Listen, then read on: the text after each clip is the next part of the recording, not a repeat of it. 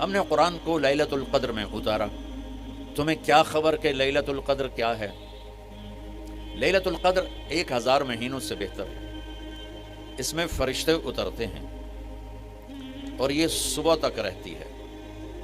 لفظ قدر عربی میں اس کا ایک مطلب ہے قیمت. سبحان اللہ.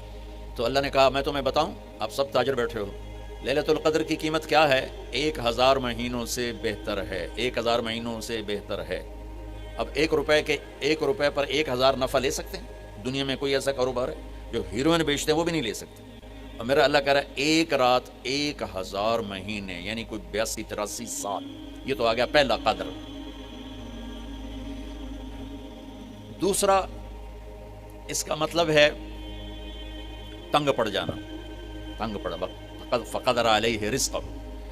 تو تنزل الملائکۃ فیہا، تنزل الملائکۃ والروح فیہا، کہ اس رات اتنے فرشتے اترتے ہیں کہ زمین تنگ پڑ جاتی ہے. سبحان اللہ. اتنے فرشتے آتے ہیں زمین تنگ پڑ جاتی ہے. تیسرا مطلب ہے قدر، مقدار کو. تو اللہ تعالیٰ نے اس کا آخری مطلب بھی بتایا، سلام ہی حتی مطلع الفجر، کہ یہ فجر کی نماز تک، فجر کی اذان تک یہ رہتی ہے.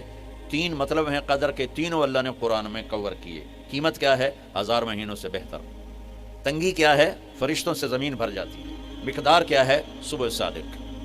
لیلۃ القدر 27 کی نہیں ہوتی، 21، 23، 25، 27، 29. اب یہ 5 راتیں جاگنے چھٹ. آپ لوگ تو ویسے رات کے بادشاہ ہو، جاگ لو.